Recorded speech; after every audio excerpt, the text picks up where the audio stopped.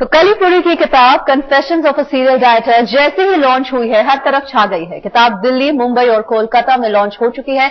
बड़े बड़े सेलिब्रिटीज भी इस किताब की जमकर तारीफ कर रहे हैं।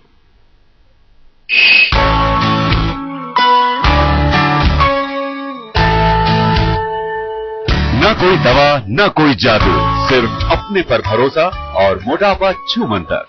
जी हाँ, यही नायाब नुस्खा है कलीपुरी का। कली की किताब को जिसने भी पढ़ा वो इसका मुरीद हो गया। Book has been a wonderful experience.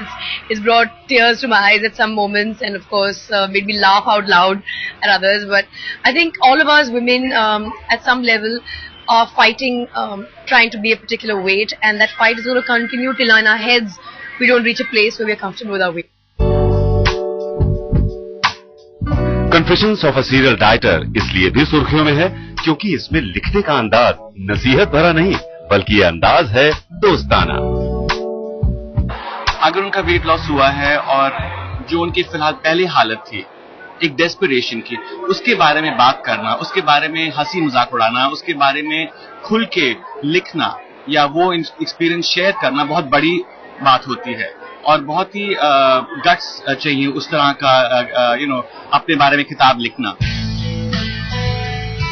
Page 3 की तमाम हस्तियां कलीपुरी की किताब से अपने आप को बेहद जुड़ा हुआ महसूस कर रही हैं। दिल्ली में बुक लॉन्च के वक्त चीफ गेस्ट बनकर आई सोनम कपूर भी मानती हैं कि मोटापा आपकी पर्सनैलिटी पर असर डालता है।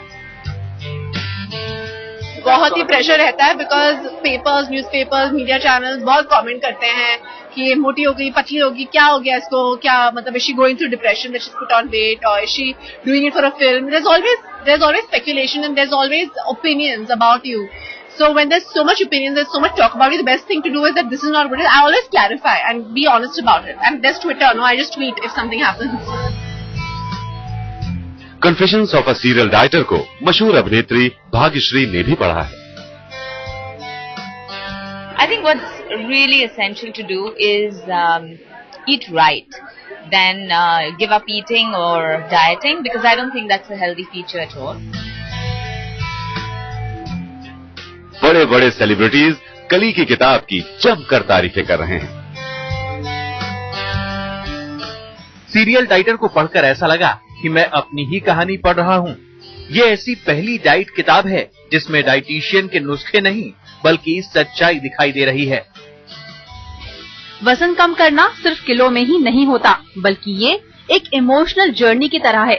सीरियल डाइटर की तरह डाइटिशियन नहीं करते। कली ने तंदुरुस्त, खुशहाल और फिट जिंदगी के रहस्य को खोल कर रख दिया है।